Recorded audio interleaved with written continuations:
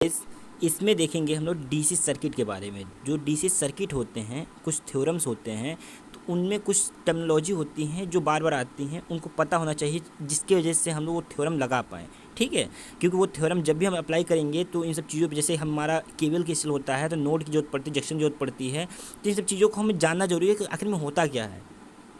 ठीक है, देखिए पहले देखते हैं नोड। नोड क्या होता है? A node is a point in the network और सर्किट वेयर टू और more circuit element are joint.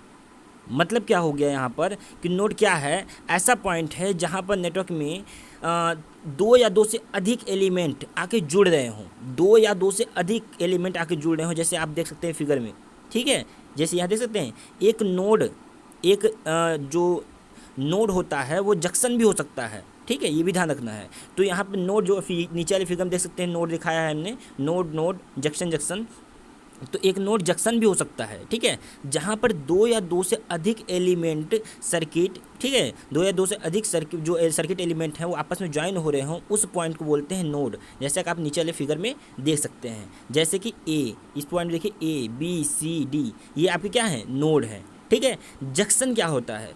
और junction is a point in the network where 3 or more circuit element are joint. यहाँ क्या है कि जंक्शन वो point होता है जहाँ पे 3 या 3 से अधिक एलिमेंट्स आके जुड़ते हैं। सर्किट के जो एलिमेंट हैं क्या है? 3 या 3 से अधिक, जहाँ पे आपका करंट जो होता है डिवाइड हो सके, बट सके, वो पॉइंट जो होता है आपका जंक्शन कहलाता है। जैसे कि आप फिगर में देख सकते हैं, ये जंक्शन है, बी और डी क्या है? जंक्शन है। तो यहाँ क्या हो रहा है? 3 एलिमेंट आके ज्वाइन हुए हैं, ठीक है, या 3 से अधिक होंगे, वो भी जंक्शन कहलाएगा। तो उसमें क्या हो रहा है? यहाँ पे करंट आपका जो भी कहीं से भी आएगा तो इसमें बटेगा। जहाँ करंट बढ़ता है और जहाँ पे 3 से अधिक एलिमेंट या 3 एलिमेंट आके जुड़ते हैं, उस पॉइंट को बोलते हैं हम लोग क्या? जंक्शन बोलते हैं। It is a point where the current is divided, जहाँ पर करंट डिवाइड होता है। एग्जाम्पल में क्या है? बी और डी।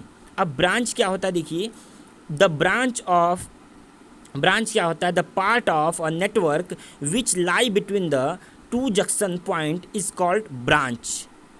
तो ब्रांच क्या होता है? नेटवर्क का एक पार्ट होता है, ठीक है, जो दो जंक्शन पॉइंट के बीच में लाई करता है।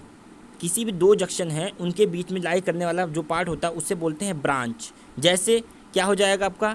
बी और डी, ये बीच में क्या है? एक जंक्शन से दूसरे जंक्शन के बीच में बी और डी आपका जो हो रहा है, ये एक प्रकार का क्या है? ब्रांच है। बी ए डी, या हम बोल सकते हैं डी ए बी, ये एक ब्रांच है। बी सी डी या डी सी बी, ये एक ब्रांच है। तो क्या बोल रहा है यहाँ पर? दो जंक्शन पॉइंट के बीच में लाई करने वाला जो पार्ट होता है नेटवर्क का, वो पार्ट क्या कहलाता है? आपका ब्रांच कहलाता है। चलिए देखते हैं नेक्स्ट स्लाइड में।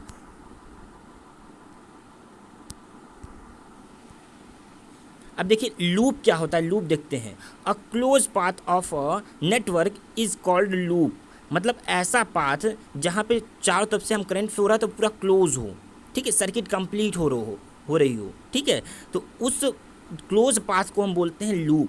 जैसे कि आप फिगर में देख सकते हैं, ए बी डी ए, यहाँ पे क्या हो रहा है? एक सर्किट कंप्लीट हो रही है, यहाँ पे एक लूप बन रहा है, बंद पाथ क्या हो रहा है? एक क्लोज पाथ बन रहा है, इससे हम बोलेंगे loop.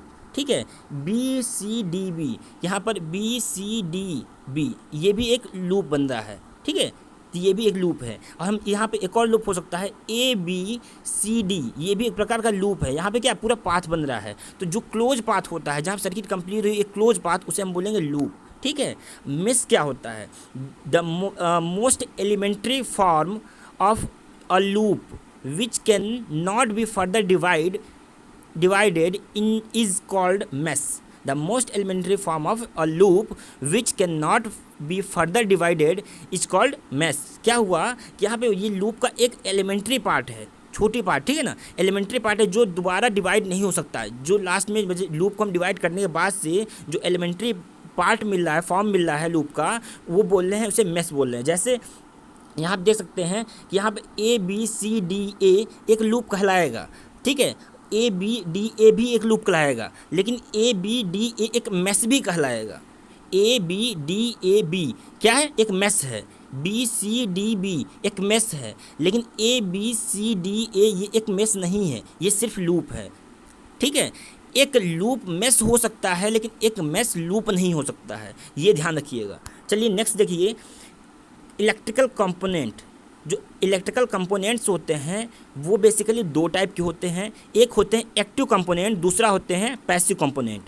It include diode, transistor, current source, voltage source, etc. It can capable of delivering energy independently. जो आपके एक्टिव एलिमेंट होते हैं क्या क्या कंसिस्ट करते हैं, क्या इंक्लूड करते हैं, जैसे डायोड हो गया, ट्रांजिस्टर हो गया, करंट सोर्स हो गया, वोल्टेज सोर्स हो गया, ये सब क्या है, एक्टिव एलिमेंट में आते हैं, जो क्या एनर्जी को इंडिपेंडेंटली डिलीवर कर सकें, वो क्या कहलाते हैं, एक्टिव एलिमेंट कहलाते हैं। और पैसिव एलिमेंट क्या कहलाते हैं, जैसे रजिस्टेंस हो गया, कैपेसिटर हो गया, इंडक्टर हो गया, ये सब क्या है, पैसिव एलिमेंट है। It can not be capable of delivering energy independently. मतलब भी क्या है कि जो आपके पैसिव एलिमेंट होते हैं वो एनर्जी को इंडिपेंडेंटली डिलीवर नहीं कर पाते हैं, वो आपके पैसिव कंपोनेंट कहलाते हैं। ठीक है, तो यहाँ तक था बेसिक टर्मिनोलॉजी। ठीक है, नेक्स्ट वीडियो में हम बात करते हैं थ्योरम की, जैसे केवीएल केसीएल हैं, नॉर्टन थ्योरम हो गया, आपका थेवेनिन थ्योरम हो गया, उसके बारे में डिस्कस करेंगे। चलिए, थैंक यू।